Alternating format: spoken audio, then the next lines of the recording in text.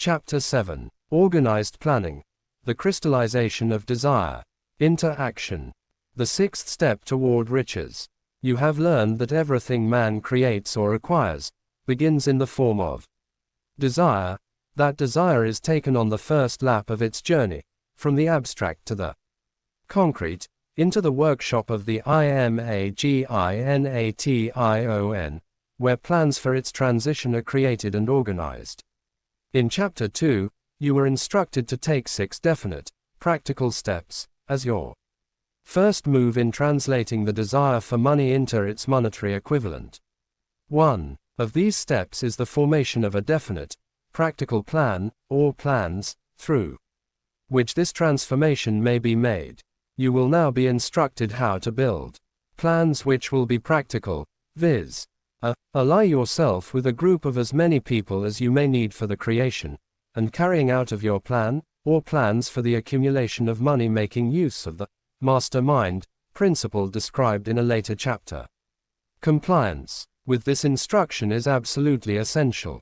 Do not neglect it. Before forming your mastermind alliance, decide what advantages and benefits you may offer the individual members of your group in return for their cooperation. No one will work indefinitely without some form of compensation.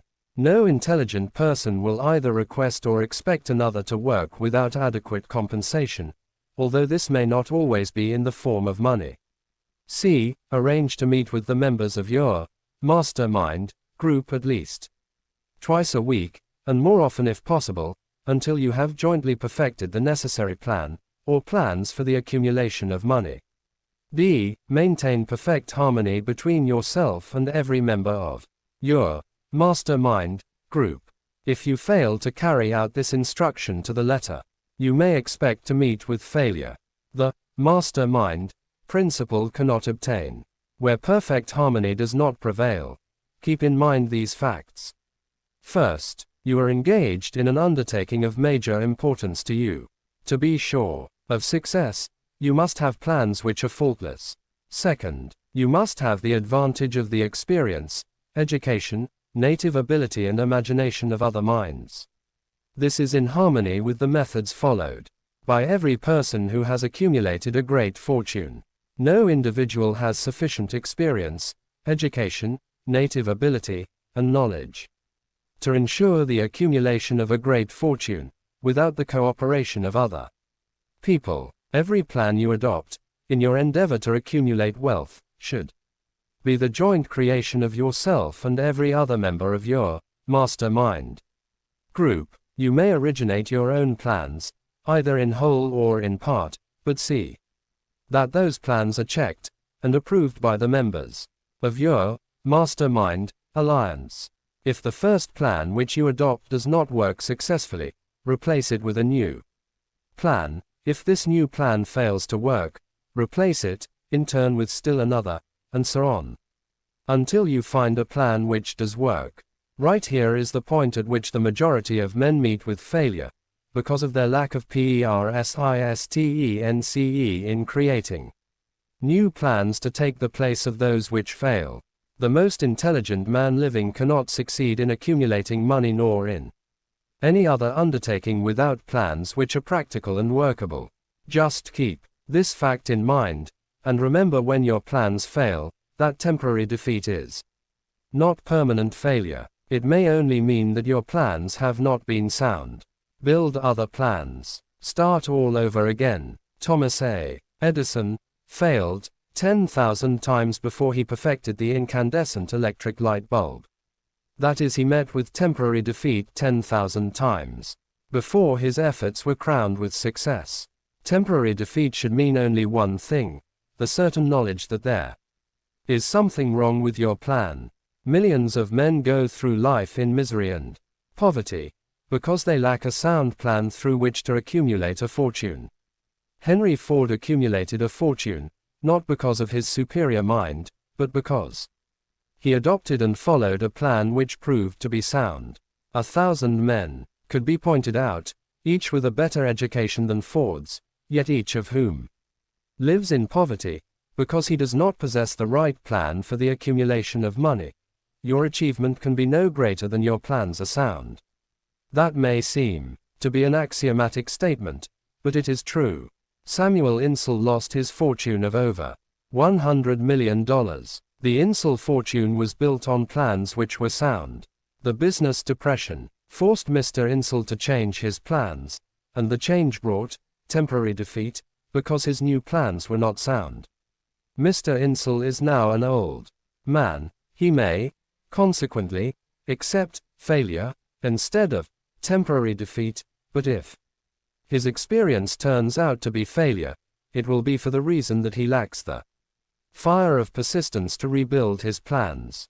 No man is ever whipped until he quits in his own mind. This fact will be repeated many times, because it is so easy to take the count at the first sign of defeat. James J. Hill met with temporary defeat when he first endeavored to raise the necessary capital to build a railroad from the east to the west, but he, too, turned defeat into victory through new plans. Henry Ford met with temporary defeat, not only at the beginning of his automobile career, but after he had gone far toward the top. He created new plans, and went marching on to financial victory.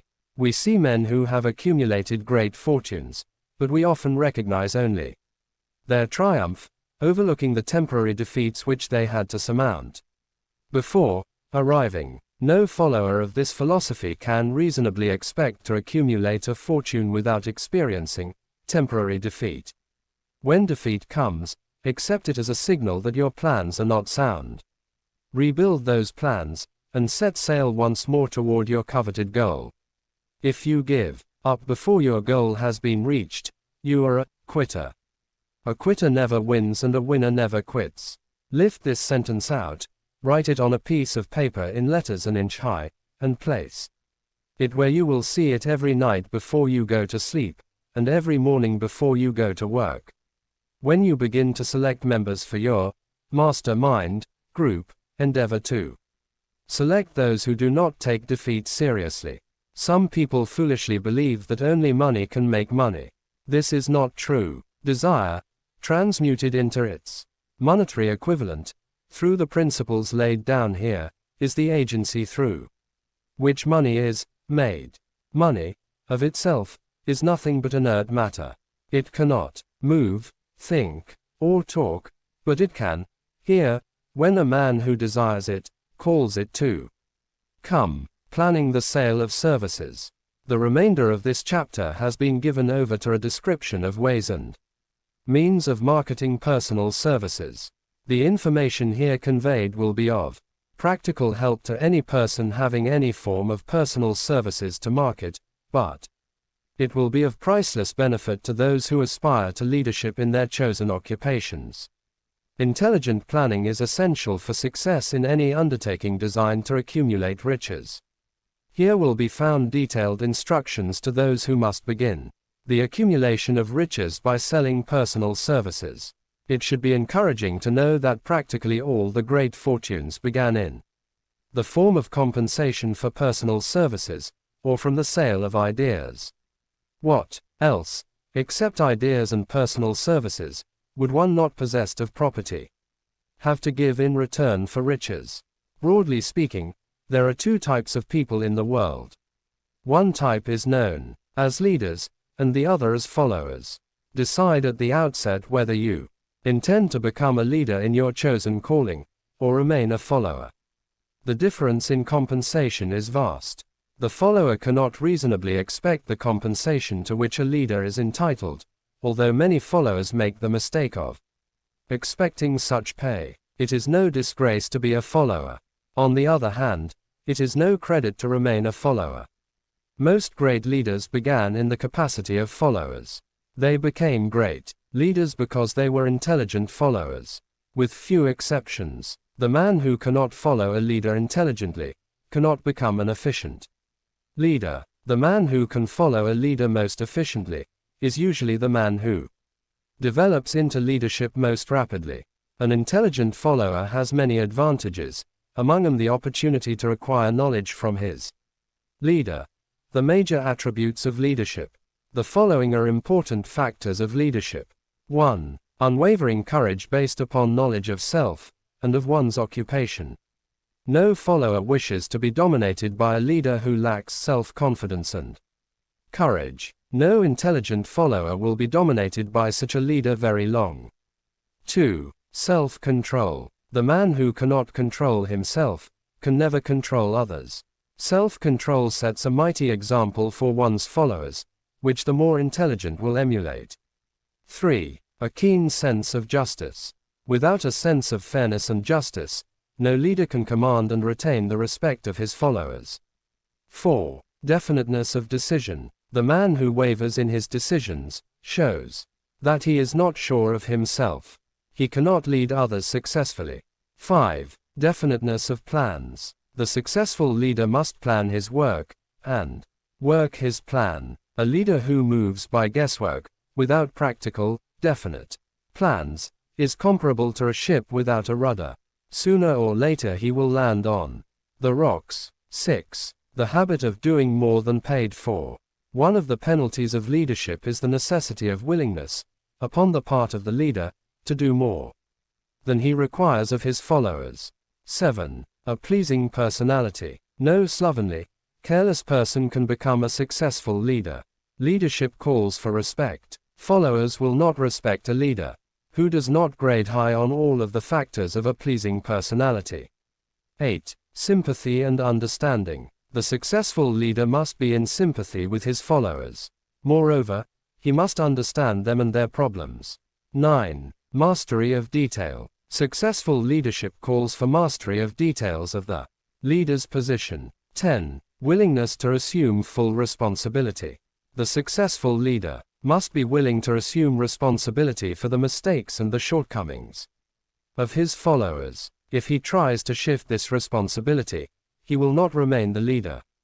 If one of his followers makes a mistake, and shows himself incompetent, the leader must consider that it is he who failed.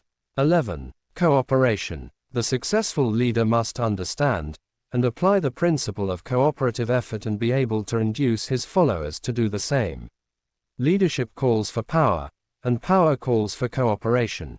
There are two forms of leadership. The first, and by far the most effective, is leadership by consent of, and with the sympathy of the followers. The second is leadership by force, without the consent and sympathy of the followers. History is filled with evidences that leadership by force cannot endure. The downfall and disappearance of dictators and kings is significant. It means that people will not follow forced leadership indefinitely. The world has just entered a new era of relationship between leaders and followers, which very clearly calls for new leaders, and a new brand of leadership in business and industry. Those who belong to the old school of leadership by force must acquire an understanding of the new brand of leadership, cooperation, or be relegated to the rank and file of the followers.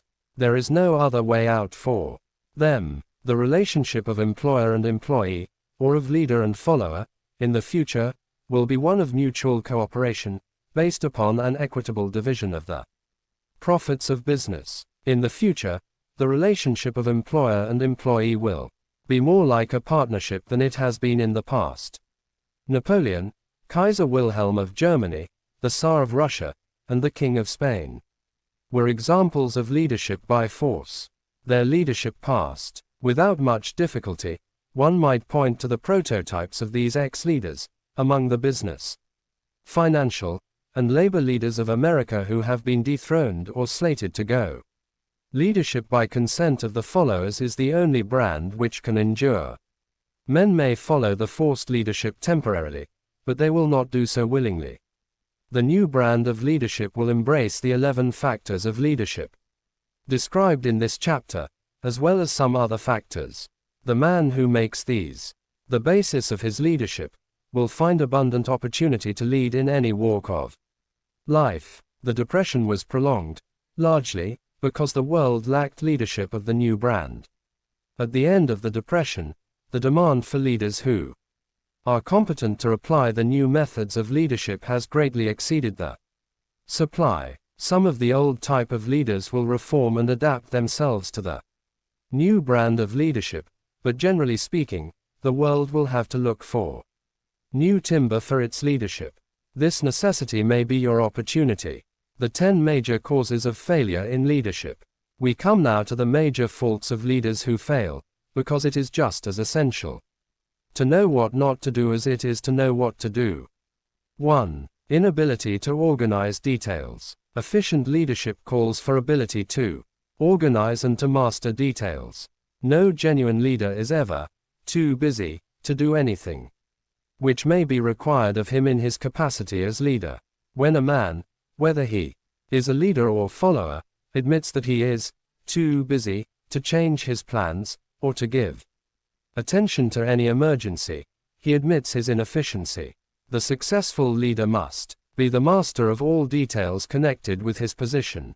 That means, of course, that he must acquire the habit of relegating details to capable lieutenants. 2. Unwillingness to render humble service. Truly great leaders are willing, when occasion demands, to perform any sort of labor which they would ask another to perform. The greatest among ye shall be the servant of all, is a truth which all able leaders observe and respect. 3. Expectation of pay for what they know, instead of what they do with that which they know. The world does not pay men for that which they know. It pays them for what they do, or induce others to do. 4. Fear of competition from followers. The leader who fears that one of his followers may take his position is practically sure to realize that fear sooner or later. The able leader trains understudies to whom he may delegate, at will, any of the details of his position. Only in this way may a leader multiply himself and prepare himself to be at many places, and give attention to many things at one time. It is an eternal truth that men receive more pay for their ability to get others to perform than they could possibly earn by their own efforts. An efficient leader may, through his knowledge of his job and the magnetism of his personality, greatly increase the efficiency of others, and induce them to render more service and better service than they could render without his aid. 5. Lack of imagination. Without imagination, the leader is incapable of meeting emergencies, and of creating plans by which to guide his followers efficiently. 6. Selfishness. The leader who claims all the honor for the work of his followers is sure to be met by resentment. The really great leader claims none of the honors. He is contented to see the honors, when there are any, go to his followers, because he knows that most men will work harder for commendation and recognition than they will for money alone. 7. Intemperance. Followers do not respect an intemperate leader. Moreover, intemperance in any of its various forms destroys the endurance and the vitality of all who indulge in it. 8. Disloyalty. Perhaps this should have come at the head of the list. The leader who is not loyal to his trust, and to his associates, those above him, and those below him, cannot long maintain his leadership. Disloyalty marks one as being less than the dust of the earth, and brings down on one's head the contempt he deserves. Lack of loyalty is one of the major causes of failure in every walk of life. 9. Emphasis of the authority of leadership. The efficient leader leads by encouraging, and not by trying to instill fear in the hearts of his followers. The leader who tries to impress his followers with his authority comes within the category of leadership through force. If a leader is a real leader, he will have no need to advertise that fact except by his conduct, his sympathy, understanding, fairness, and a demonstration that he knows his job. 10. Emphasis of title. The competent leader requires no title to give him the respect of his followers.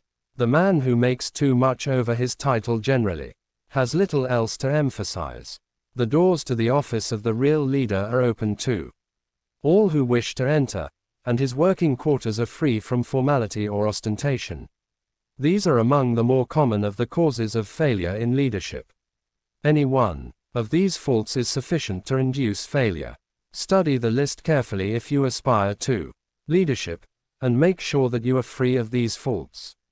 Some fertile fields in which new leadership will be required. Before leaving this chapter, your attention is called to a few of the fertile fields in which there has been a decline of leadership, and in which the new type of leader may find an abundance of opportunity. First, in the field of politics there is a most insistent demand for new leaders, a demand which indicates nothing less than an emergency. The majority of politicians have, seemingly, become high-grade, legalized racketeers. They have increased taxes and debauched the machinery of industry and business until the people can no longer stand the burden. Second, the banking business is undergoing a reform. The leaders in this field have almost entirely lost the confidence of the public. Already the bankers have sensed the need of reform, and they have begun it. Third, industry calls for new leaders. The old type of leaders thought and moved in terms of dividends instead of thinking and moving in terms of human equations. The future leader in industry, to endure, must regard himself as a quasi-public official whose duty it is to manage his trust in such a way that it will work. Hardship on no individual, or group of individuals. Exploitation of working men, is a thing of the past. Let the man who aspires to leadership in the field of business, industry, and labor remember this. Fourth, the religious leader of the future will be forced to give more attention to the temporal needs of his followers, in the solution of their economic and personal problems of the present, and less attention to the dead past, and the yet unborn future. Fifth, in the professions of law, medicine, and education, a new brand of leadership, and to some extent, new leaders will become a necessity. This is especially true in the field of education. The leader in that field must, in the future, find ways and means of teaching people how to apply the knowledge they receive in school. He must deal more with practice and less with theory. Sixth, new leaders will be required in the field of journalism. Newspapers of the future, to be conducted successfully, must be divorced from special privilege, and relieved from the subsidy of advertising.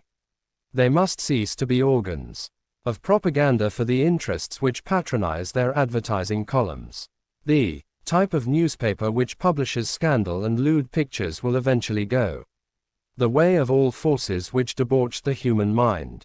These are but a few of the fields in which opportunities for new leaders and a new brand of leadership are now available. The world is undergoing a rapid change. This means that the media through which the changes in human habits are promoted must be adapted to the changes. The media here described are the ones which, more than any others, determine the trend of civilization. When and how to apply for a position. The information described here is the net result of many years of experience, during which thousands of men and women were helped to market their services effectively. It can, therefore, be relied upon as sound and practical media through which services may be marketed. Experience has proved that the following media offer the most direct and effective methods of bringing the buyer and seller of personal services together. 1. Employment bureaus. Care must be taken to select only reputable bureaus, the management of which can show adequate records of achievement of satisfactory results. There are comparatively few such bureaus. 2. Advertising in newspapers, trade journals, magazines, and radio. Classified advertising may usually be relied upon to produce satisfactory results in the case of those who apply for clerical or ordinary salaried positions. Display advertising is more desirable in the case of those who seek executive connections, the copy to appear in the section of the paper which is most apt to come to the attention of the class of employer being sought. The copy should be prepared by an expert, who understands how to inject sufficient selling qualities to produce replies. 3. Personal letters of application, directed to particular firms or individuals most apt to need such services as are being offered. Letters should be neatly typed, always, and signed by hand.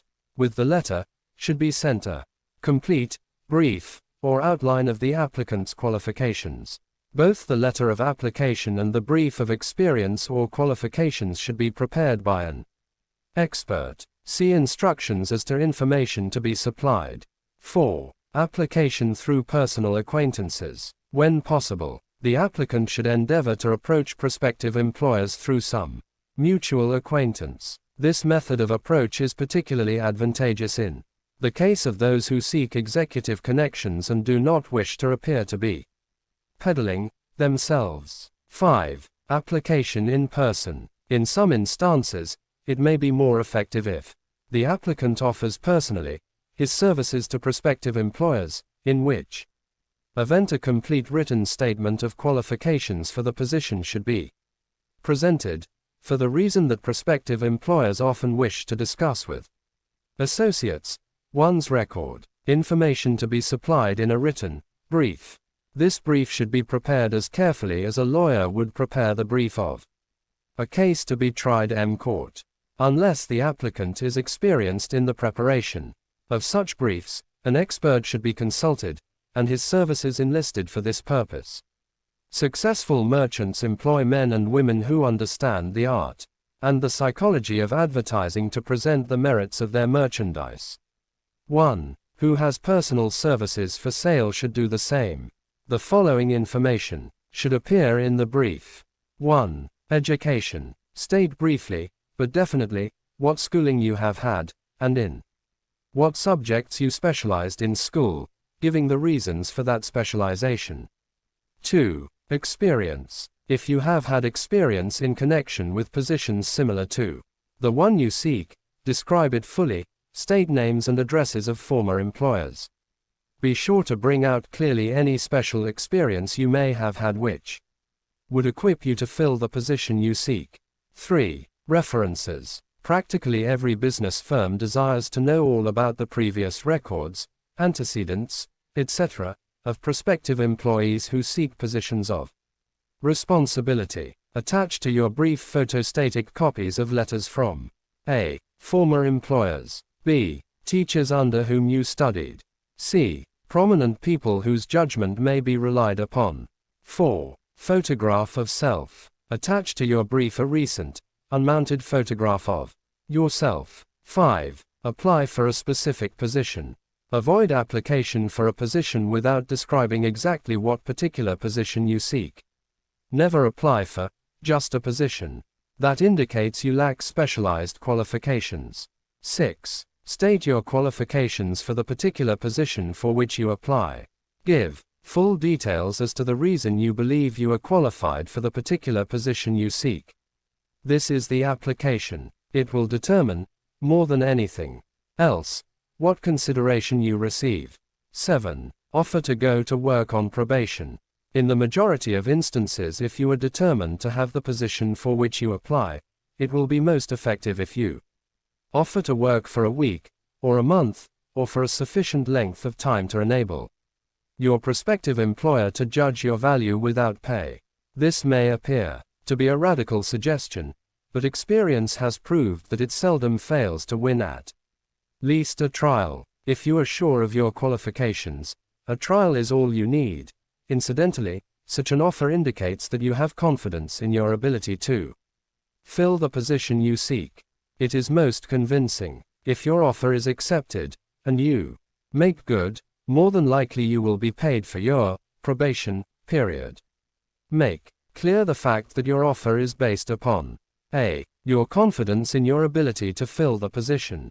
b. Your confidence in your prospective employer's decision to employ you after trial. c. Your determination to have the position you seek. 8. Knowledge of your prospective employer's business. Before applying for a position, do sufficient research in connection with the business to familiarize yourself thoroughly with that business, and indicate in your brief the knowledge you have acquired in this field. This will be impressive, as it will indicate that you have imagination and a real interest in the position you seek. Remember that it is not the lawyer who knows the most law, but the one who best prepares his case, who wins. If your case is properly prepared and presented, your victory will have been more than half won. At the outset, do not be afraid of making your brief too long. Employers are just as much interested in purchasing the services of well-qualified applicants as you are in securing employment. In fact, the success of most successful employers is due, in the main, to their ability to select well-qualified lieutenants. They want all the information available. Remember another thing: neatness in the preparation of your brief will indicate that you are a painstaking person. I have helped to prepare briefs for clients which were so striking and out of the ordinary that they resulted in the employment of the applicant without a personal interview. When your brief has been completed, have it neatly bound by an experienced binder, and lettered by an artist, or printer similar to the following: Brief of the qualifications of Robert K. Smith, applying for the position of Private Secretary to the President of the blank Company, Inc. Change names each time brief is shown. This personal touch is sure to command attention. Have your brief neatly typed, or mimeographed on the finest paper you can obtain, and bound with a heavy paper of the book cover variety, the binder to be changed, and the proper firm name to be inserted if it is to be shown to more than one company.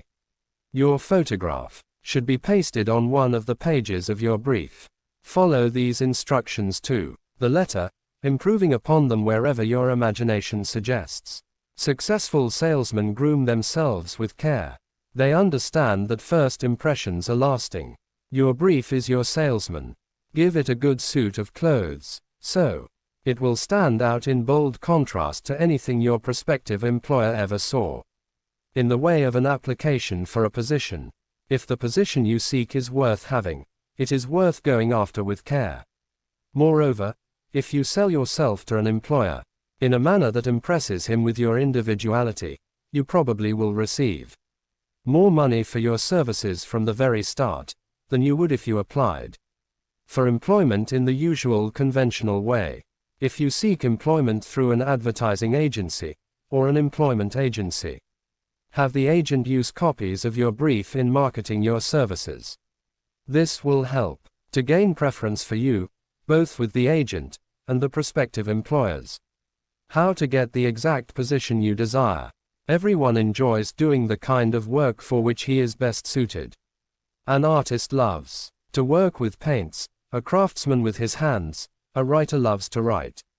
Those with less definite talents have their preferences for certain fields of business and industry. If America does anything well, it offers a full range of occupations: tilling the soil, manufacturing, marketing, and the professions. First, decide exactly what kind of a job you want. If the job doesn't already exist, perhaps you can create it. Second, choose the company or individual for whom you wish to work. Third, study your prospective employer as to policies, personnel, and chances of advancement. Fourth, by analysis of yourself, your talents and capabilities, figure what you can offer, and plan ways and means of giving advantages, services, developments, ideas that you believe you can successfully deliver. Fifth, forget about a job. Forget whether or not there is an opening. Forget the usual routine of, have you got a job for me? Concentrate on what you can give. Sixth, once you have your plan in mind, arrange with an experienced writer to put it on paper in neat form and in full detail. Seventh, present it to the proper person with authority and he will do the rest. Every company is looking for men who can give something of value, whether it be ideas, services, or connections. Every company has room for the man who has a definite plan of action which is to the advantage of that company. This line of procedure may take a few days or weeks of extra time, but the difference in income, in advancement, and in gaining recognition will save years of hard work at small pay. It has many advantages, the main one being that it will often save from 1 to 5 years of time in reaching a chosen goal. Every person who starts, or gets in, halfway up the ladder, does so by deliberate and careful planning, excepting, of course, the boss son. The new way of marketing services, jobs, and now, partnerships. Men and women who market their services to best advantage in the future must recognize the stupendous change which has taken place in connection with the relationship between employer and employee. In the future, the golden rule, and not the rule of gold, will be the dominating factor in the marketing of merchandise as well as personal services. The future relationship between employers and their employees will be more in the nature of a partnership consisting of the employer, b. the employee, c. the public they serve. This new way of marketing personal services is called new for many reasons. First, both the employer and the employee of the future will be considered as fellow employees whose business it will be to serve the public efficiently. In times past, employers and employees have bartered among themselves, driving the best bargains they could with one another, not considering that in the final analysis they were, in reality, bargaining at the expense of the third party, the public they served. The Depression served as a mighty protest from an injured public, whose rights had been trampled upon in every direction by those who were clamoring for individual advantages and profits. When the debris of the Depression shall have been cleared away, and business shall have been once again restored to balance, both employers and employees will recognize that they are no longer privileged to drive bargains at the expense of those whom they serve. The real employer of the future will be the public. This should be kept uppermost in mind by every person seeking to market personal services effectively. Nearly every railroad in America is in financial difficulty. Who does not remember the day when, if a citizen inquired at the ticket office the time of departure of a train, he was abruptly referred to the bulletin board instead of being politely given the information? The streetcar companies have experienced a change of times, also. There was a time not so very long ago when streetcar conductors took pride in giving argument to passengers. Many of the streetcar tracks have been removed and passengers ride on a bus, whose driver is the last word in politeness. All over the country streetcar tracks are rusting from abandonment, or have been taken up. Wherever streetcars are still in operation, passengers may now ride without argument, and one may even hail the car in the middle of the block, and the motorman will obligingly pick him up. How times have changed. That is just the point I am trying to emphasize. Times have changed. Moreover, the change is reflected not merely in railroad offices and on streetcars, but in other walks of life as well. The public be damned policy is now passé. It has been supplanted by the "we are obligingly at your service, sir," policy. The bankers have learned a thing or two during this rapid change which has taken place during the past few years. Impoliteness on the part of a bank official, or bank employee today is as rare as it was conspicuous a dozen years ago. In the years past, some bankers, not all of them, of course, carried an atmosphere of austerity which gave every would-be borrower a chill when he even thought of approaching his banker for a loan. The thousands of bank failures during the Depression had the effect of removing the mahogany doors behind which bankers formerly barricaded themselves. They now sit at desks in the open, where they may be seen and approached at will by any depositor, or by anyone who wishes to see them, and the whole atmosphere of the bank is one of courtesy and understanding. It used to be customary for customers to have to stand and wait at the corner grocery until the clerks were through passing the time of day with friends, and the proprietor had finished making up his bank deposit, before being waited upon. Chain stores, managed by courteous men who do everything in the way of service, short of shining the customer's shoes, have pushed the old-time merchants into the background. Time marches on. Courtesy and service are the watchwords of merchandising today, and apply to the person who is marketing personal services even more directly than to the employer whom he serves, because, in the final analysis, both the employer and his employee are employed by the public they serve.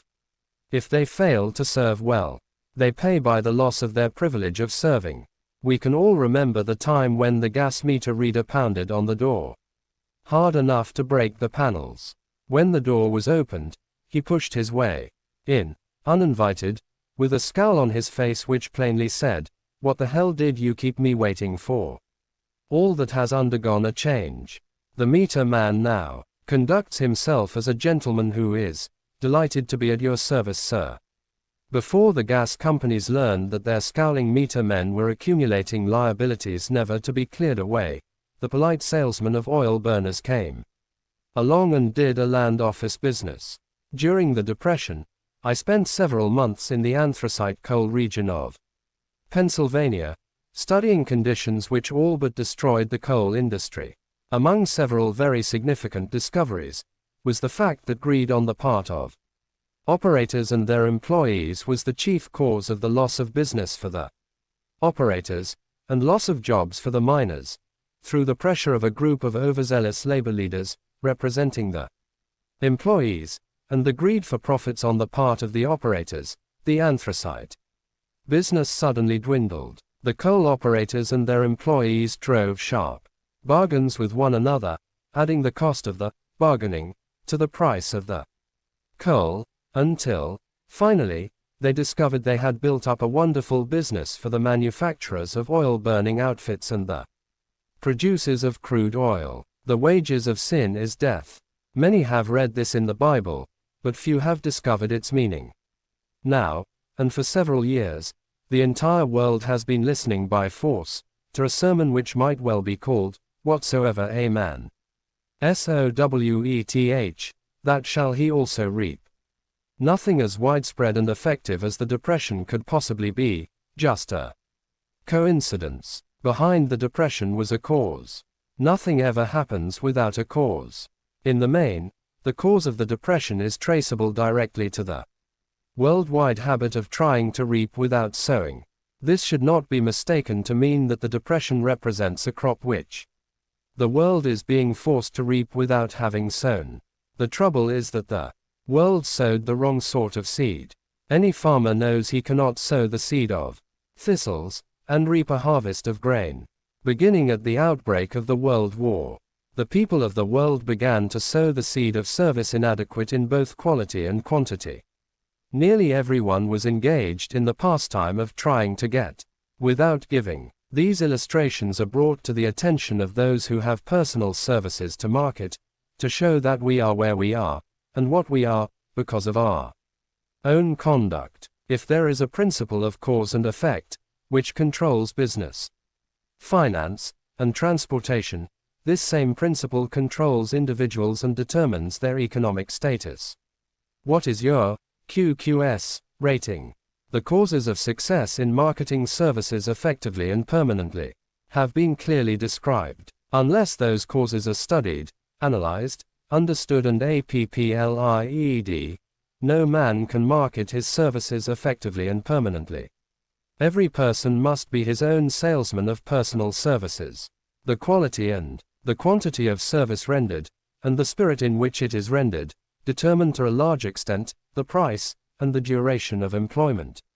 To market personal services effectively, which means a permanent market, at a satisfactory price, under pleasant conditions, one must adopt and follow the QQS formula, which means that quality plus quantity plus the proper spirit of cooperation equals perfect salesmanship of service.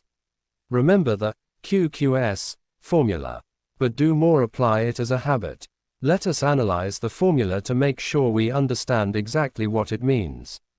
1. Quality of service shall be construed to mean the performance of every detail, in connection with your position, in the most efficient manner possible, with the object of greater efficiency always in mind.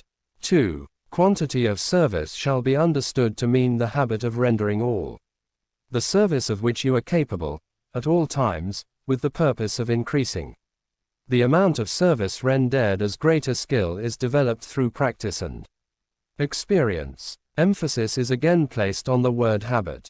3. Spirit of service shall be construed to mean the habit of agreeable, harmonious conduct which will induce cooperation from associates and fellow employees. Adequacy of quality and quantity of service is not sufficient to maintain a permanent market for your services. The conduct, or the spirit in which you deliver service, is a strong determining factor in connection with both the price you receive and the duration of employment. Andrew Carnegie stressed this point more than others in connection with his description of the factors which lead to success in the marketing of personal services. He emphasized again and again the necessity for harmonious conduct. He stressed the fact that he would not retain any man, no matter how great a quantity, or how efficient the quality of his work, unless he worked in a spirit of harmony. Mr. Carnegie insisted upon men being agreeable. To prove that he placed a high value upon this quality, he permitted many men who conformed to his standards to become very wealthy. Those who did not conform had to make room for others.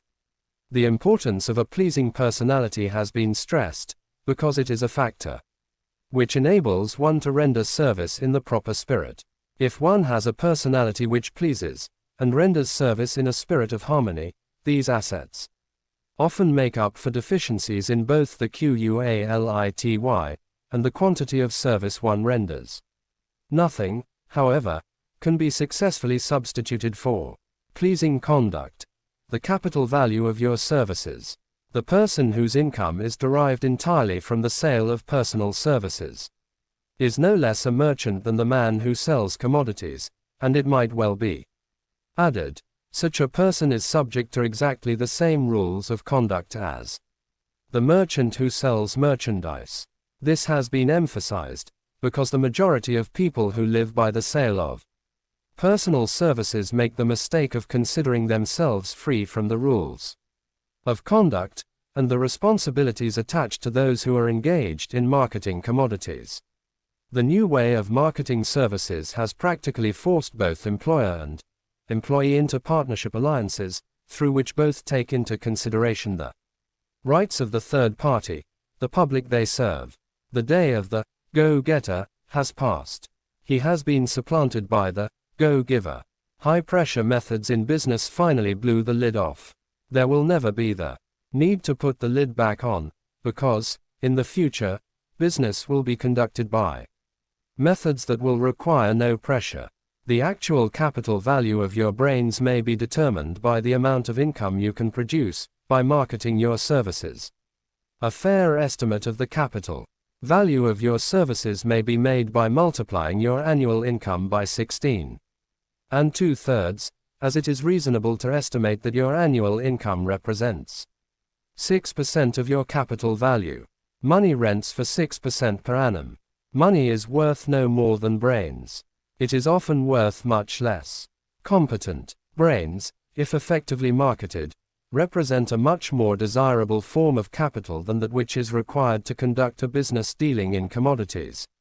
Because brains are a form of capital which cannot be permanently depreciated through depressions, nor can this form of capital be stolen or spent. Moreover, the money which is essential for the conduct of business is as worthless as a sand dune, until it has been mixed with efficient brains.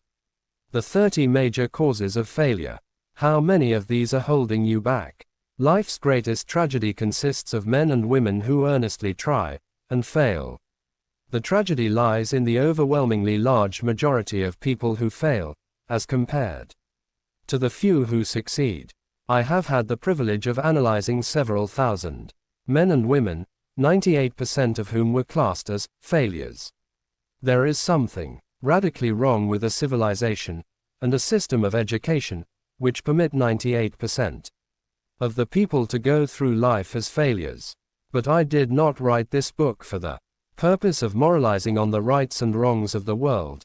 That would require a book 100 times the size of this one. My analysis work proved that there are 30 major reasons for failure, and 13 major principles through which people accumulate fortunes. In this chapter, a description of the 30 major causes of failure will be given. As you go over the list, check yourself by it, point by point, for the purpose of discovering how many of these causes of failure stand between you and success. 1. Unfavorable hereditary background. There is but little, if anything, which can be done for people who are born with a deficiency in brain power. This philosophy offers but one method of bridging this weakness through the aid of the master mind. Observe with profit, however, that this is the only one of the 30 causes of failure which may not be easily corrected by any individual. 2. Lack of a well-defined purpose in life. There is no hope of success for the person who does not have a central purpose, or definite goal at which to aim. 98 out of every 100 of those whom I have analyzed had no such aim. Perhaps this was the 3. Lack of ambition to aim above mediocrity. We offer no hope for the person who is so indifferent as not to want to get ahead in life, and who is not willing to pay the price. 4. Insufficient education. This is a handicap which may be overcome with comparative ease. Experience has proven that the best educated people are often those who are known as self-made or self-educated. It takes more than a college degree to make one a person of education. Any person who is educated is one who has learned to get whatever he wants in life without violating the rights of others. Education consists not so much of knowledge, but of knowledge effectively and persistently applied. Men are paid not merely for what they know, but more particularly for what they do with that which they know. 5. Lack of self-discipline. Discipline comes through self-control. This means that one must control all negative qualities. Before you can control conditions, you must first control yourself. Self-mastery is the hardest job you will ever tackle. If you do not conquer self, you will be conquered by self. You may see at one and the same time both your best friend and your greatest enemy, by stepping in front of a mirror. 6. Ill health. No person may enjoy outstanding success without good health. Many of the causes of ill health are subject to mastery and control. These, in the main, are a. Overeating of foods not conducive to health. b. Wrong habits of thought, giving expression to negatives. c. Wrong use of, and overindulgence in sex. d. Lack of proper physical exercise. e. An inadequate supply of fresh air, due to improper breathing. 7. Unfavorable environmental influences during childhood. As the twig is bent, so shall the tree grow. Most people who have criminal tendencies acquire them as the result of bad environment and improper associates. During childhood. 8. Procrastination. This is one of the most common causes of failure. Old man procrastination stands within the shadow of every human being, waiting his opportunity to spoil one's chances of success. Most of us go through life as failures because we are waiting for the time to be right to start doing something worthwhile. Do not wait. The time will never be just right. Start where you stand, and work with whatever tools you may have at your command, and better tools will be found as you go along. 9. Lack of persistence. Most of us are good starters, but poor finishers of everything we begin. Moreover, people are prone to give up at the first signs of defeat. There is no substitute for persistence. The person who makes persistence his watchword discovers that old man failure finally becomes tired and makes his departure. Failure cannot cope with persistence. 10. Negative personality. There is no hope of success for the person who repels people through a negative personality. Success comes through the application of power, and power is attained through the cooperative efforts of other people. A negative personality will not induce cooperation. 11. Lack of controlled sexual urge. Sex energy is the most powerful of all the stimuli which move people into action. Because it is the most powerful of the emotions, it must be controlled, through transmutation, and converted into other channels. 12. Uncontrolled desire for something for nothing. The gambling instinct drives millions of people to failure. Evidence of this may be found in a study of the Wall Street crash of '29, during which millions of people tried to make money by gambling on stock margins. 13. Lack of a well-defined power of decision. Men who succeed reach decisions promptly, and change them, if at all, very slowly. Men who fail reach decisions, if at all, very slowly, and change them frequently, and quickly. Indecision and procrastination are twin brothers. Where one is found, the other may usually be found also. Kill off this pair before they completely hog-tie you to the treadmill of failure. 14. 10 are more of the 6 basic fears. These fears have been analyzed for you in a later chapter. They must be mastered before you can market your services effectively. 15. Wrong selection of a mate in marriage. This a most common cause of failure. The relationship of marriage brings people intimately into contact. Unless this relationship is harmonious, failure is likely to follow. Moreover, it will be a form of failure that is marked by misery and unhappiness, destroying all signs of ambition. 16. Overcaution. The person who takes no chances generally has to take whatever is left when others are through choosing. Overcaution is as bad as undercaution. Both are extremes to be guarded against. Life itself is filled with the element of chance. 17. Wrong selection of associates in business. This is one of the most common causes of failure in business. In marketing personal services, one should use great care to select an employer who will be an inspiration, and who is, himself, intelligent and successful. We emulate those with whom we associate most closely. Pick an employer who is worth emulating. 18. Superstition and prejudice. Superstition is a form of fear. It is also a sign of ignorance. Men who succeed keep open minds and are afraid of nothing. 19. Wrong selection of a vocation. No man can succeed in a line of endeavor which he does not like. The most essential step in the marketing of personal services is that of selecting an occupation into which you can throw yourself wholeheartedly. 20. Lack of concentration of effort. The jack of all trades seldom is good at any. Concentrate all of your efforts on one definite chief aim. 21. The habit of indiscriminate spending. The spendthrift cannot succeed, mainly because he stands eternally in fear of poverty. Form the habit of systematic saving by putting aside a definite percentage of your income. Money in the bank gives one a very safe foundation of courage when bargaining for the sale of personal services. Without money, one must take what one is offered, and be glad to get it. 22. Lack of enthusiasm. Without enthusiasm one cannot be convincing. Moreover, enthusiasm is contagious, and the person who has it under control is generally welcome in any group of people. 23. Intolerance. The person with a closed mind on any subject seldom gets ahead. Intolerance means that one has stopped acquiring knowledge. The most damaging forms of intolerance are those connected with religious, racial, and political differences of opinion. 24. Intemperance. The most damaging forms of intemperance are connected with eating, strong drink, and sexual activities. Overindulgence in any of these is fatal to success. 25. Inability to cooperate with others.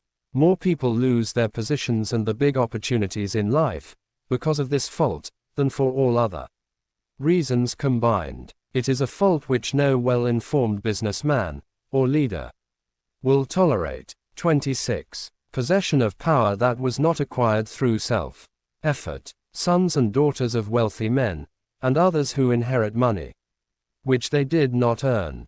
Power in the hands of one who did not acquire it gradually is often fatal to success. Quick riches are more dangerous than poverty. 27. Intentional dishonesty. There is no substitute for honesty. One may be temporarily dishonest by force of circumstances over which one has no control, without permanent damage. But there is no hope for the person who is dishonest by choice. Sooner or later, his deeds will catch up with him, and he will pay by loss of reputation, and perhaps even loss of liberty. 28. Egotism and vanity. These qualities serve as red lights which warn others to keep away They are fatal to success. Point 29. Guessing instead of thinking. Most people are too indifferent or lazy to require facts with which to think accurately. They prefer to act on opinions created by guesswork or snap judgments. 30. Lack of capital. This is a common cause of failure among those who start out in business for the first time, without sufficient reserve of capital to absorb the shock of their mistakes, and to carry them over until they have established a reputation. 31. Under this, name any particular cause of failure from which you have suffered that has not been included in the foregoing list. In these 30 major causes of failure is found a description of the tragedy of life, which obtains for practically every person who tries and fails. It will be helpful if you can induce someone who knows you well to go over this list with you, and help to analyze you by the 30 causes of failure. It may be beneficial if you try this alone. Most people cannot see themselves as others see them. You may be one who cannot. The oldest of admonitions is, man, know thyself. If you market merchandise successfully, you must know the merchandise. The same is true in marketing personal services. You should know all of your weaknesses in order that you may either bridge them or eliminate them entirely. You should know your strength in order that you may call attention to it when selling your services. You can know yourself only through accurate analysis. The folly of ignorance in connection with self was displayed by a young man who applied to the manager of a well-known business for a position. He made a very good impression until the manager asked him what salary he expected. He replied that he had no fixed sum in mind, lack of a definite aim. The manager then said, "We will pay you all you are worth, alter we try you out for a week." "I will not accept it," the applicant replied, "because I am getting more than that where I am now employed."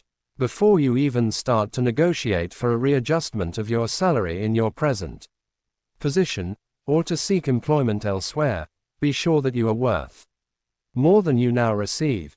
It is one thing to want money. Everyone wants more, but it is something entirely different to be worth more. Many people mistake their wants for their just dues. Your financial requirements or wants have nothing whatever to do with your worth. Your value is established entirely by your ability to render useful service or your capacity to induce others to render such service. Take inventory of yourself. 28 questions you should answer. Annual self-analysis is an essential in the effective marketing of personal services, as is annual inventory in merchandising. Moreover, the yearly analysis should disclose a decrease in faults and an increase in virtues. One goes ahead, stands still, or goes backward in life. One's object should be, of course, to go ahead. Annual self-analysis will disclose whether advancement has been made, and if so, how much. It will also disclose any backward steps one may have made. The effective marketing of personal services requires one to move forward, even if the progress is slow. Your annual self-analysis should be made at the end of each year, so you can include in your New Year's resolutions any improvements which the analysis indicates should be made. Take this inventory by asking yourself the following questions, and by checking your answers with the aid of someone who will not permit you to deceive yourself as to their accuracy. Self-analysis questionnaire for personal inventory. 1. Have I attained the goal which I established as my objective for this year? You should work with a definite yearly objective to be attained as a part of your major life objective. 2. Have I delivered service of the best possible quality of which I was capable? Or could I have improved any part of this service? 3. Have I delivered service in the greatest possible quantity of which I was capable? 4. Has the spirit of my conduct been harmonious and cooperative at all times? 5. Have I permitted the habit of procrastination to decrease my efficiency? And if so, to what extent? 6. Have I improved my personality? And if so, in what ways? 7. Have I been persistent in following my plans through to completion? 8. Have I reached decisions promptly and definitely on all occasions? 9. Have I permitted any one or more of the 6 basic fears to decrease my efficiency? 10. Have I been either overcautious or undercautious? 11. Has my relationship with my associates in work been pleasant or unpleasant? If it has been unpleasant, has the fault been partly or wholly mine? 12. Have I dissipated any of my energy through lack of concentration of effort? 13. Have I been open-minded and tolerant in connection with all subjects? 14. In what way have I improved my ability to render service? 15. Have I been intemperate in any of my habits? 16. Have I expressed, either openly or secretly, any form of egotism? 17. Has my conduct toward my associates been such that it has induced them to respect me? 18. Have my opinions and decisions been based upon guesswork or accuracy of analysis and thought? 19. Have I followed the habit of budgeting my time, my expenses, and my income? And have I been conservative in these budgets? 20. How much time have I devoted to unprofitable effort which I might have used to better advantage? 21. How may I re-budget my time and change my habits so I will be more efficient during the coming year? 22. Have I been guilty of any conduct which was not approved by my conscience? 23. In what ways have I rendered more service and better service than I was paid to render? 24. Have I been unfair to anyone, and if so, in what way? 25. If I had been the purchaser of my own services for the year, would I be satisfied with my purchase? 26. Am I in the right vocation, and if not, why not? 27. Has the purchaser of my services been satisfied with the service I have rendered, and if not, why not? 28. What is my present rating on the fundamental principles of success? Make this rating fairly and frankly, and have it checked by someone who is courageous enough to do it accurately. Having read and assimilated the information conveyed through this chapter, you are now ready to create a practical plan for marketing your personal services. In this chapter will be found an adequate description of every principle essential in planning the sale of personal services, including the major attributes of leadership, the most common causes of failure in leadership, a description of the fields of opportunity for leadership, the main causes of failure in all walks of life, and the important questions which should be used in self-analysis. This extensive and detailed presentation of accurate information has been included, because it will be needed by all who must begin the accumulation of riches by marketing personal services. Those who have lost their fortunes, and those who are just beginning to earn money, have nothing but personal services to offer in return for riches. Therefore it is essential that they have available the practical information needed to market services to best advantage. The information contained in this chapter will be of great value to all who aspire to retain leadership in any calling. It will be particularly helpful to those aiming to market their services as business or industrial executives. Complete assimilation and understanding of the information here conveyed will be helpful in marketing one's own services, and it will also help one to become more analytical and capable of judging people. The information will be priceless to personnel directors, employment managers, and other executives charged with the selection of employees and the maintenance of efficient organizations. If you doubt this statement, test its soundness by answering in writing the 28 self-analysis questions. That might be both interesting and profitable, even though you do not doubt the soundness of the statement. Where and how one may find opportunities to accumulate riches. Now that we have analyzed the principles by which riches may be accumulated, we naturally ask, where may one find favorable opportunities to apply these principles? Very well, let us take inventory and see what the United States of America offer the person seeking riches, great or small. To begin with, let us remember, all of us, that we live in a country where every Law-abiding citizen enjoys freedom of thought and freedom of deed unequaled. Anywhere in the world. Most of us have never taken inventory of the advantages of this freedom. We have never compared our unlimited freedom with the curtailed freedom in other countries. Here we have freedom of thought, freedom in the choice and enjoyment of education, freedom in religion, freedom in politics, freedom in the choice of a business, profession or occupation, freedom to accumulate and own without molestation all the property we can accumulate, freedom to choose our place of residence, freedom in marriage, freedom through equal opportunity to all races, freedom of travel from one state to another, freedom in our choice of foods, and freedom to aim for any station in life for which we have prepared ourselves, even for the presidency of the United States. We have other forms of freedom, but this list will give a bird's eye view of the most important, which constitute opportunity of the highest order. This advantage of freedom is all the more conspicuous because the United States is the only country guaranteeing to every citizen, whether native-born or naturalized, so broad and varied a list of freedom. Next, let us recount some of the blessings which our widespread freedom has placed within our hands. Take the average American family for example, meaning the family of average income, and sum up the benefits available to every member of the family in this land of opportunity and plenty.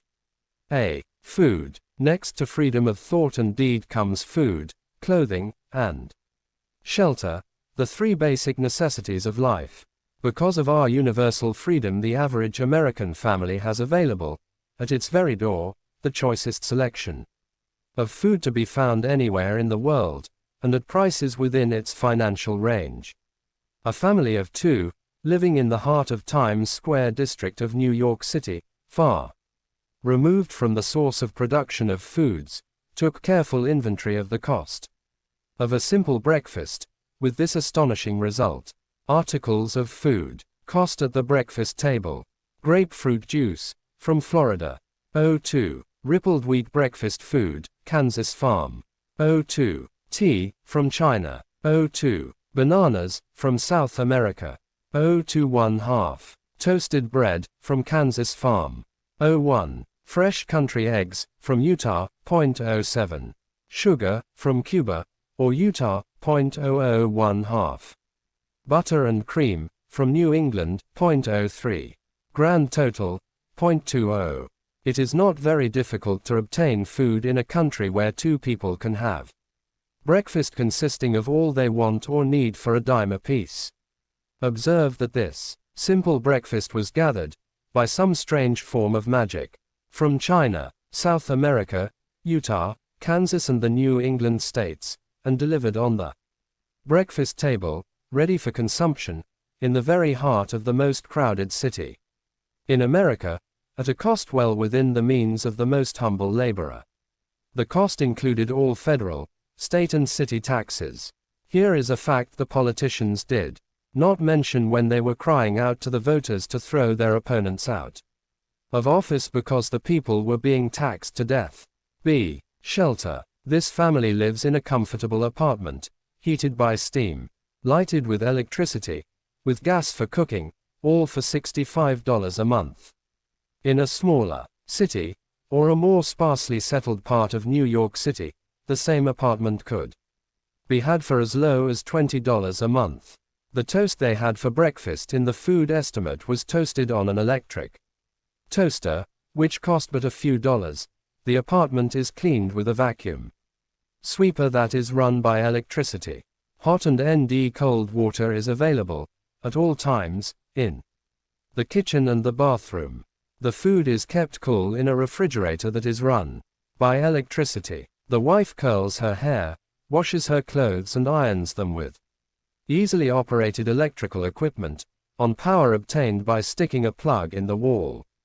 The husband shaves with an electric shaver, and they receive entertainment from all over the world, 24 hours a day, if they want it, without cost, by merely turning the dial of their radio. There are other conveniences in this apartment, but the foregoing list will give a fair idea of some of the concrete evidences of the freedom we, of America, enjoy. And this is neither political nor economic propaganda. C. Clothing. Anywhere in the United States, the woman of average clothing requirements can dress very comfortably and neatly for less than $200 a year. And the average man can dress for the same, or less. Only the three basic necessities of food, clothing, and shelter have been mentioned. The average American citizen has other privileges and advantages available in return for modest effort, not exceeding 8 hours per day of labor. Among these is the privilege of automobile transportation, with which one can go and come at will, at very small cost. The average American has security of property rights not found in any other country in the world. He can place his surplus money in a bank with the assurance that his government will protect it, and make good to him if the bank fails. If an American citizen wants to travel from one state to another, he needs no passport, no one's permission. He may go when he pleases, and return at will. Moreover, he may travel by train, private automobile, bus, airplane, or ship, as his pocketbook permits. In Germany, Russia, Italy, and most of the other European and Oriental countries, the people cannot travel with so much freedom, and at so little cost. The miracle that has provided these blessings.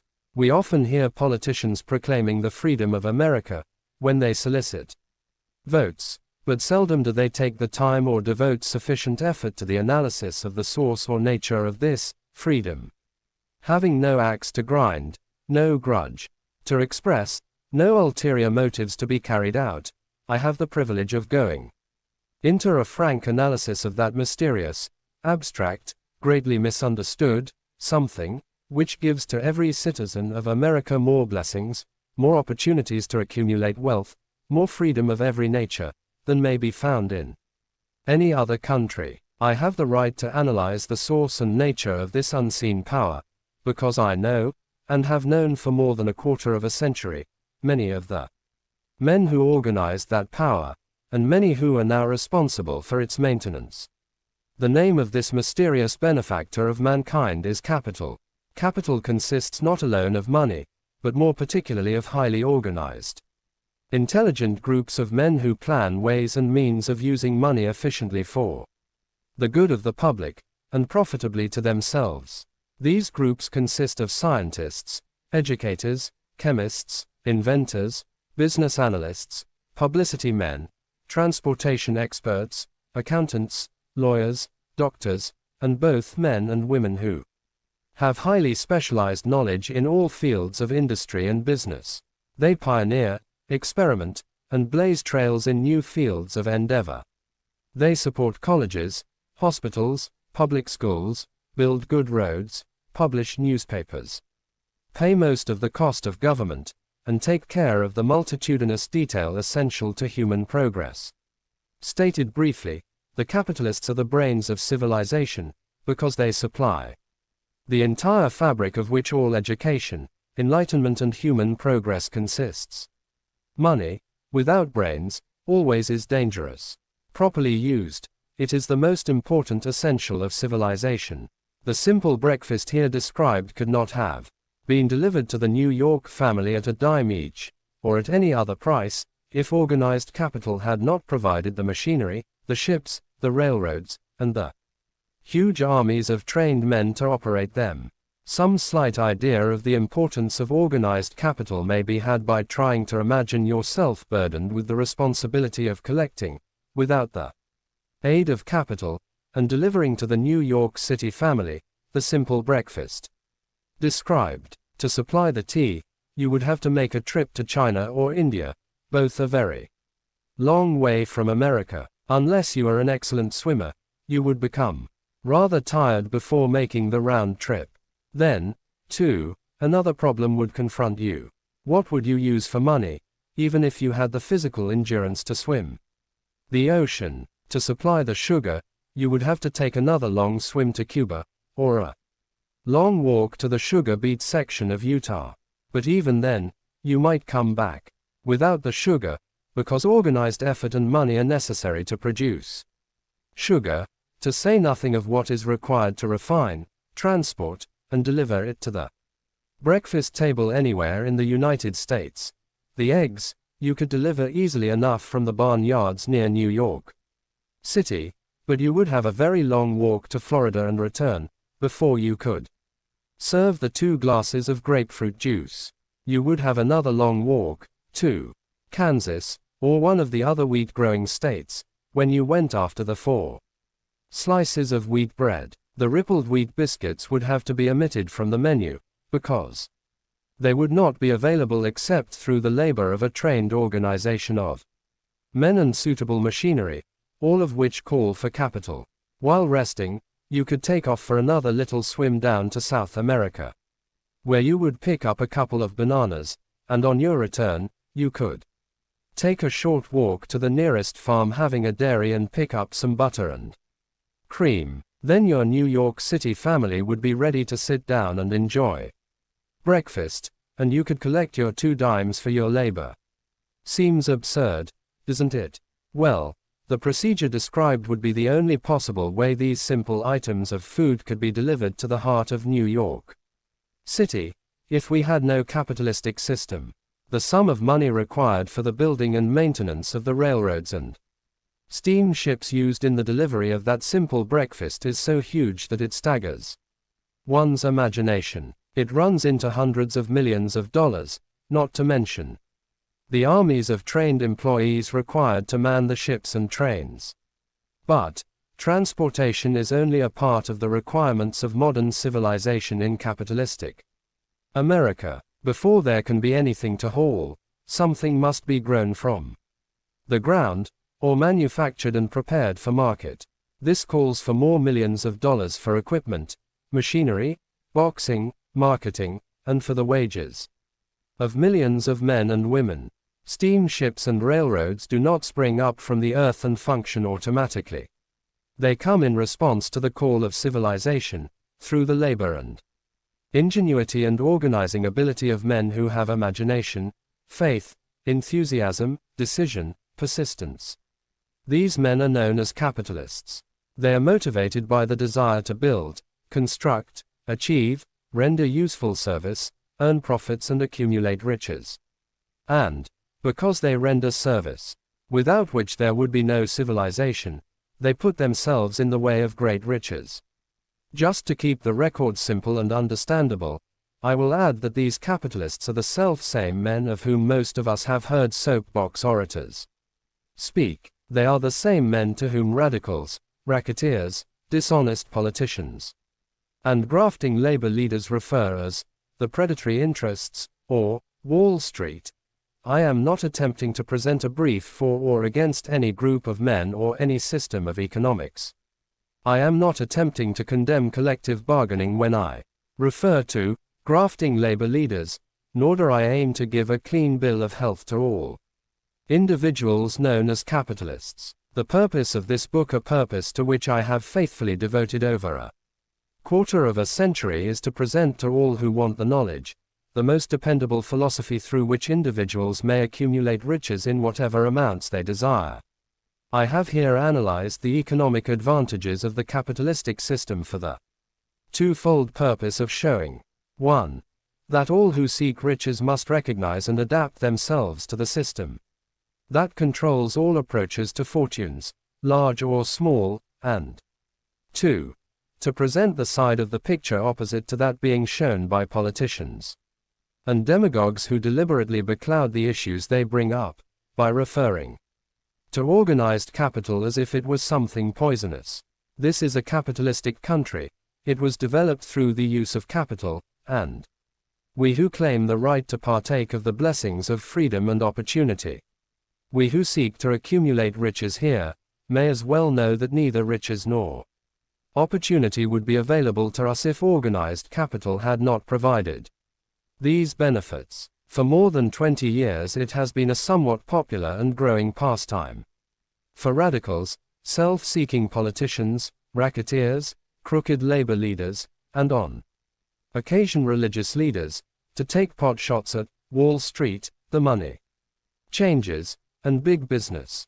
The practice became so general that we witnessed during the business depression, the unbelievable sight of high government officials lining up with the cheap politicians and labor leaders, with the openly avowed purpose of throttling the system which has made industrial America the richest country on earth. The lineup was so general and so well organized that it prolonged the worst depression America has ever known. It cost millions of men their jobs, because those jobs were inseparably a part of the industrial and capitalistic system which formed the very backbone of the nation. During this unusual alliance of government officials and self-seeking individuals who were endeavoring to profit by declaring open season on the American system of industry, a certain type of labor leader joined forces with the politicians and offered to deliver voters in return for legislation designed to permit men to take riches away from industry by organized force of numbers, instead of the better method of giving a fair day's work for a fair day's pay. Millions of men and women throughout the nation are still engaged in this popular pastime of trying to get without giving. Some of them are lined up with labor unions, where they demand shorter hours and more pay. Others do not take the trouble to work at all. They demand government relief, and are getting it. Their idea of their rights of freedom was demonstrated in New York City, where violent complaint was registered with the postmaster by a group of relief beneficiaries, because the postman awakened them at 7:30 a.m. to deliver government relief checks. They demanded that the time of delivery be set up to 10 o'clock. If you are one of those who believe that riches can be accumulated by the mere act of men who organize themselves into groups and demand more pay for less service, if you are one of those who demand government relief without early morning disturbance when the money is delivered to you, if you are one of those who believe in trading their votes to politicians in return for the passing of laws which permit the raiding of the public treasury, you may rest securely on your belief, with certain knowledge that no one will disturb you, because this is a free country where every man may think as he pleases, where nearly everybody can live with but little effort, where many may live well without doing any work whatsoever. However, you should know the full truth concerning this freedom of which so many people boast, and so few understand. As great as it is, as far as it reaches, as many privileges as it provides, it does not, and cannot bring riches. Without effort, there is but one dependable method of accumulating, and legally holding riches. And that is by rendering useful service. No system has ever been created by which men can legally acquire riches through mere force of numbers, or without giving in return an equivalent value of one form or another. There is a principle known as the law of economics. This is more than a theory. It is a law no man can beat. Mark well the name of the principle, and remember it, because it is far more powerful than all the politicians and political machines. It is above and beyond the control of all the labor unions.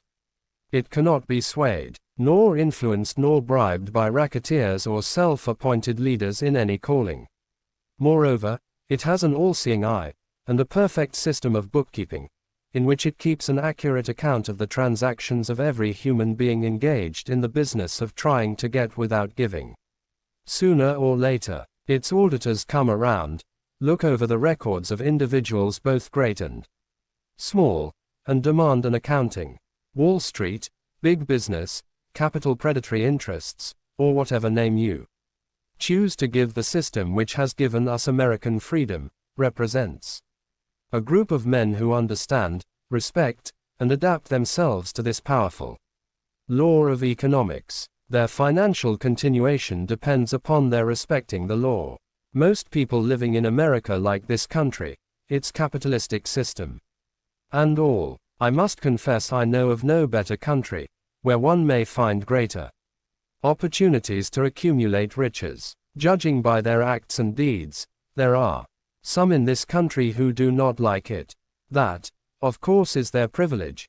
If they do not like this country, its capitalistic system, its boundless opportunities, they have the privilege of clearing out. Always there are other countries such as Germany, Russia, and Italy, where one may try one's hand at enjoying freedom and accumulating riches providing one is not too particular. America provides all the freedom and all the opportunity to accumulate riches that any honest person may require. When one goes hunting for game, one selects hunting grounds where game is plentiful. When seeking riches, the same rule would naturally obtain. If it is riches you are seeking, do not overlook the possibilities of a country whose citizens are so rich that women, alone, spend over $200 million annually for lipsticks, rouge and cosmetics. Think twice, you who are seeking riches, before trying to destroy the capitalistic system of a country whose citizens spend over $50 million a year for greeting cards, with which to express their appreciation of their freedom. If it is money you are seeking, consider carefully a country that spends hundreds of millions of dollars annually for cigarettes, the bulk of the income from which goes to only 4 major companies engaged in supplying this national builder of nonchalance and quiet nerves. By all means give plenty of consideration to a country whose people spend annually more than $15 million for the privilege of seeing moving pictures, and toss in a few additional millions for liquor, narcotics, and other less potent soft drinks and giggle waters. Do not be in too big a hurry to get away from a country whose people willingly, even eagerly, hand over millions of dollars annually for football, baseball, and prize fights. And, by all means, stick by a country whose inhabitants give up more than $1 million a year for chewing gum, and another $1 million for safety razor blades. Remember, also, that this is but the beginning of the available sources for the accumulation of wealth. Only a few of the luxuries and non-essentials have been mentioned. But, remember that the business of producing, transporting, and marketing these few items of merchandise gives regular employment to many millions of men and women, who receive for their services many millions of dollars monthly, and spend it freely for both the luxuries and the necessities. Especially remember that back of all this exchange of merchandise and personal services may be found an abundance of opportunity to accumulate riches. Here our American freedom comes to one's aid. There is nothing to stop you or anyone from engaging in any portion of the effort necessary to carry on these businesses. If one has superior talent, training, experience, one may accumulate riches in large amounts. Those not so fortunate may accumulate smaller amounts. Anyone may earn a living in return for a very nominal amount of labor. So there you are. Opportunity has spread its wares before you. Step up to the front, select what you want, create your plan, put the plan into action, and follow through with persistence. Capitalistic America will do the rest. You can depend upon this. Much capitalistic America ensures every person the opportunity to render useful service, and to collect riches in proportion to the value of the service. The system denies no one this right, but it does not, and cannot promise something for nothing, because the system, itself, is irrevocably controlled by the law of economics, which neither recognizes nor tolerates for long getting without giving. The law of economics was passed by nature. There is no Supreme Court to which violators of this law may appeal. The law hands out both penalties for its violation, and appropriate rewards for its observance, without interference or the possibility of interference by any human being. The law cannot be repealed. It is as fixed as the stars in the heavens, and subject to, and a part of the same system that controls the stars. May one refuse to adapt one's self to the law of economics? Certainly, this is a free country, where all men are born with equal rights, including the privilege of ignoring the law of economics. What happens then? Well, nothing happens until large numbers of men join forces for the avowed purpose of ignoring the law, and taking what they want by force. Then comes the dictator, with well-organized firing squads and machine guns. We have not yet reached that stage in America, but we have heard all we want to know about how the system works. Perhaps we shall one be fortunate enough not to demand personal knowledge of so gruesome a reality. Doubtless we shall prefer to continue with our freedom of speech, freedom of deed, and freedom to render useful service in return for riches. The practice, by government officials, of extending to men and women the privilege of raiding the public treasury in return for votes, sometimes results in election, but as night follows day, the final payoff comes, when every penny wrongfully used must be repaid with compound interest on compound interest. If those who make the grab are not forced to repay, the burden falls on their children, and their children's children, even unto the third and fourth generations. There is no way to avoid the debt.